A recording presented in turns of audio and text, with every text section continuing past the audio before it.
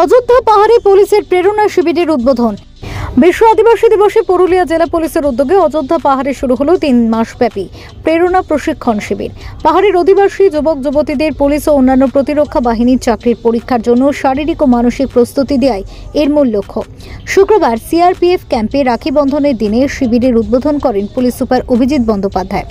উপস্থিত ছিলেন জেলা পরিষদ সভাধিপতি নিবেদিতা মাহাতো, সহকারী সভাধিপতি সুজয় বন্দ্যোপাধ্যায়, বাগমুন্ডির বিধায়ক সুশান্ত মাহাতো, ঝালদা এসডিপিও গৌরব ঘোষ প্রমুখ।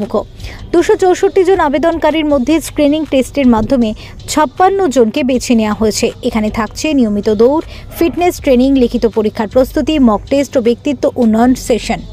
পুলিশ সুপার জানান, পাহাড়ের বহু মেধাবী ছেলেমেয়ে সুযোগের অভাবে পিছিয়ে পড়ে। এই শিবির তাদের সে সুযোগ করে দেবে। স্থানীয়রা আশা করছেন এই উদ্যোগ পাহাড়ি যুব সমাজকে কর্মসংস্থানের নতুন দিশা দেখাবে বলে জানান সভাধিপতি নিবেদিতা মাহাতো।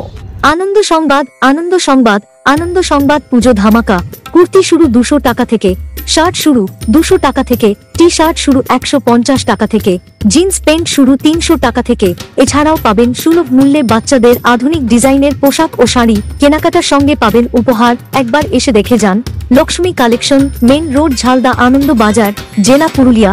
যোগাযোগ নাম্বার 700100073004। আমরা আজকে একটা আবাসিক শিবির এখানে চালু করলাম, যেখানে শারীরিক এবং যে ইনডোর ট্রেনিং, মানে আউটডোর এবং ইনডোর দুটো ট্রেনিং দেওয়া হবে। এটা একটা আবাসিক শিবির 3 মাস ধরে এটা চলবে। মেনলি যেগুলো ইউনিফর্ম সার্ভিস, মানে West Bengal police, Kolkata police বা প্যারামিলিটারি বা আর্মির যে সমস্ত পরীক্ষা আছে তার যে সমস্ত রিটিন টেস্ট হয় এবং যে শারীরিক সক্ষমতার টেস্ট হয় বা ভাইভা হয়, তার জন্য তাদেরকে প্রশিক্ষণ দেওয়া হবে, যাতে তারা এখানকার যে ছেলেমেয়েরা আছে, অযোধ্যা পাহাড়ের যে অধিবাসীরা আছে, তারা যাতে নিজেদেরকে ঠিকঠাকভাবে যে রিকোয়ার্ড মেজার্সগুলো থাকে সেগুলো যাতে মিট আপ করতে পারে, তারা যাতে কৃতকার্য হতে পারে তার জন্য। কতজন সিলেকশন হয়েছে? এখন 56 জন হয়েছে। 56 জনকে নিয়ে আমরা শুরু করছি। তার মধ্যে 14 জন আমাদের লেডি আছেন। এবং কতজন আবেদন করেছি? এখানে 270 জনের মতো আবেদন করেছিল। তাদের থেকে আমরা শর্ট লিস্ট করেছি পরীক্ষার মাধ্যমে। 56 জনকে আমরা আগামী দিনে কি আরও কোনো পরিকল্পনা আছে পাহাড়? এটা আমরা এখানে শুরু করলাম। আমরা পুরুলিয়ার অন্যান্য যে পকেটগুলো আছে সেখানেও এটাকে আমরা অনুকরণ করব। যখন আমরা আগে দেখেছি যে অযোধ্যা পাহাড় কত অশান্ত ছিল, কীভাবে এখানে রক্ত স্নান হতো, এবং বিগত 11-12 বছর থেকে যে পরিবর্তন এসেছে মাননীয় মুখ্যমন্ত্রী মমতা বন্দ্যোপাধ্যায়ের হাত ধরে, আজকে অযোধ্যা ট্যুরিজম প্লেসে ভারতবর্ষের মধ্যে একটা অন্যতম স্থান পেয়েছে। সেটা আমরা প্রত্যেকেই জানি। প্রত্যেকটাই যে মানে যখন পর্যবেক্ষণ হয়, আমরা দেখি যে পুরুলিয়া একটা এখন জেলার রাজ্যের মানচিত্রে ভালো একটা নাম আছে। শুধুমাত্র ট্যুরিজম নয়, অনেক অন্যান্য ক্ষেত্র আছে। এবং এখানে আমার পুরুলিয়া জেলার যে ছেলেমেয়েরা, তাদের প্রচুর ট্যালেন্ট, তারা পায় না একটা সুযোগ।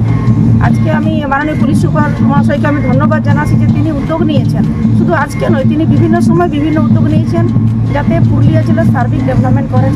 এবং এখানে আজকে তিনি উদ্যোগ নিয়েছেন, আমরা দেখলাম যে আদিবাসী সম্প্রদায়ের ছেলেমেয়েরা যাদের প্রচুর ট্যালেন্ট থাকা সত্ত্বেও কিছু সাপোর্ট পায় না, যে তাদের প্রতিভাকে তারা দেখাতে পারবে।